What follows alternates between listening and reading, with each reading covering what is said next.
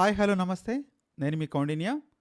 ఏపీలోని ఉద్యోగుల వయస్సు 60-62 సంవత్సరాలకు పెరిగింది. ఇది ఎవరైతే రిటైర్మెంట్ ఉన్నటువంటి ఉద్యోగులకి కొంత తీపి కబురైతే మనం చెప్పుకోవాలి. ఆంధ్రప్రదేశ్ ప్రభుత్వం మోడల్ స్కూల్స్లో పనిచేసేటువంటి టీచర్లు ఉద్యోగులకు తీపి కబురు ఆల్రెడీ అందించింది. మోడల్ స్కూల్స్లో ఉద్యోగుల పదవీ విరమణ వయస్సును 60-62 సంవత్సరాలకు పెంచుతూ నిర్ణయం తీసుకున్నారు.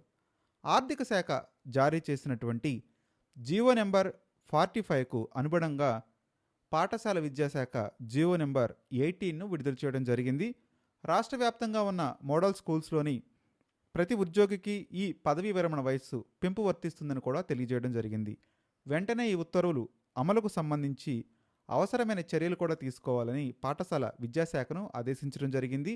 తాజా నిర్ణయంతో మోడల్ స్కూల్ సిబ్బంది ఆనందం వ్యక్తం చేశారు. ఈ నిర్ణయంపై ఎస్టీయు, మోడల్ స్కూల్స్ ప్రోగ్రెసివ్ టీచర్ల అసోసియేషన్లు కూడా హర్షం వ్యక్తం చేయడం గమనార్హం. గత ప్రభుత్వ హయాంలో కూడా ఉద్యోగుల పదవీ విరమణ వయస్సు 60-62 సంవత్సరాలకు పెంచారు.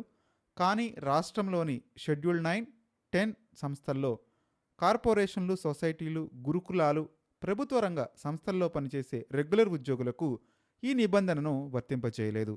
ఉద్యోగులు తమకు కూడా పదవీ విరమణ వయస్సును 62 ఏళ్లకు పెంచాలని కోరుకోవడం జరిగింది.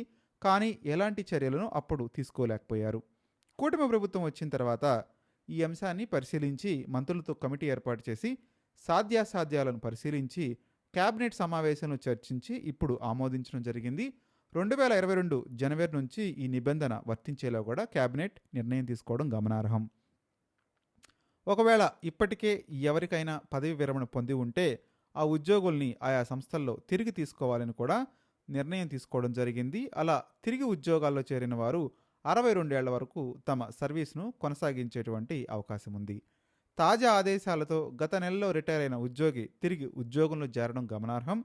ఏపీ ఆర్కైవ్స్ విశ్రాంత డైరెక్టర్ వి రంగరాజ్ పదవి విరమణ చేయగా మళ్లీ ఆయన్ను విధుల్లోకి తీసుకున్నారు. జూన్ 30 నాటికి 60 ఏళ్లు పూర్తి కావడంతో ఆయన రిటైర్ అయ్యారు.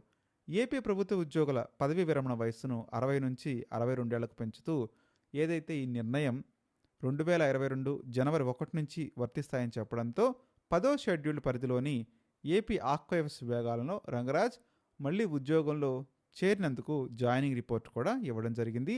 వెంటనే ప్రభుత్వం ఆయన్ని తిరిగి విధుల్లోకి తీసుకుంది. ఆయా శాఖల వారీగా అధికారులు పదవీ విరమణ వయస్సు పెంపుపై ఉత్తర్వులు జారీ చేస్తున్నారు. కాకపోతే ఇవి నిరుద్యోగులకి కొంత శరాఘాతంగా ఉపయోగపడేటువంటి అవకాశం అయితే ఉంది. డెఫినెట్గా ఈ చర్యల వల్ల ఒక నిరుద్యోగికి ఉద్యోగం రావడం కొంత టైం పడుతుందా అనేటువంటి అభిప్రాయం కూడా జనంలో ఇప్పుడు విరివిగా వినిపిస్తుంది.